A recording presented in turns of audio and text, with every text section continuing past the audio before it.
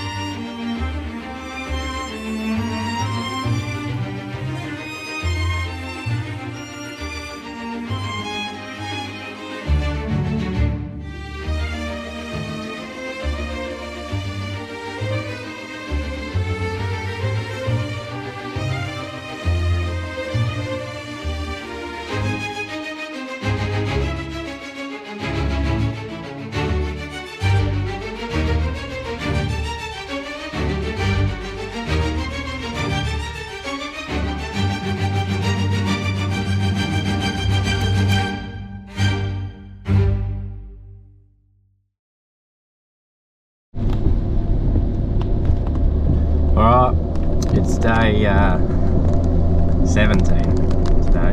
We didn't do an update, and you're facing forwards because I can't be bothered turning the camera around, but it's better to look that way anyway. We're on Kagari Island. I reckon we had 50 mil of rain last night. It was predicted to be anywhere from 20 to 60. It rained from 9 p.m. the whole night. So yeah, roads are a bit interesting today. How's that nice clean car of yours, Jay? Yeah, as Derek said, not very clean at all. Yeah, good. Full sand over here, basically. It is the world's largest sand island. World's largest sand island, yes. We're going to head to Eurong and the beach, but most people say, like, when there's been rain like this, the beach will have big washouts and you won't be able to pass it. So we can't get on until low tide, which is 1:30 or 2 hours either side, so we can't get on until 11:30 anyway. But there's no point sitting around at the campsite, and we don't have any reception, and you need to book your campsites. So we need to be able to get the Starlink or get reception to be able to book. So anyway, that'll do. It's disgusting. See how we go. Ooh, we've got a car stopped. That's not good. We're reversing.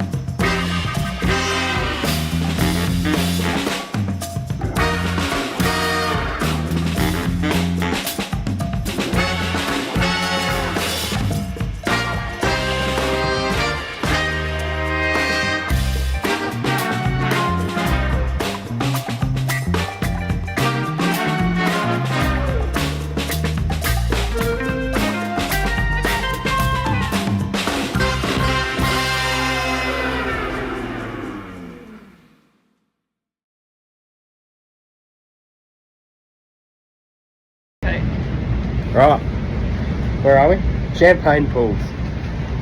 It's absolutely pissing down, isn't it, Robin? Well, it's not. It's actually not pissing down now. We're sheltered here. We're under a cliff. Derek's gone for a swim. He's braved it. None of us bought our bathers, and rough as.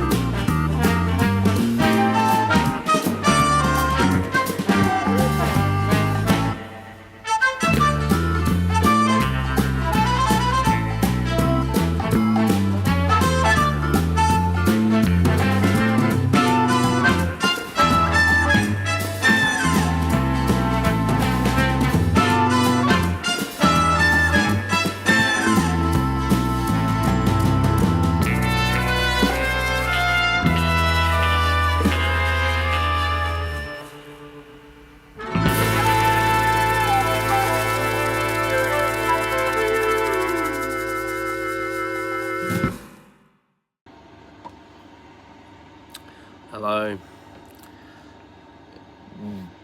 Oh, day. What is it? I don't even know now.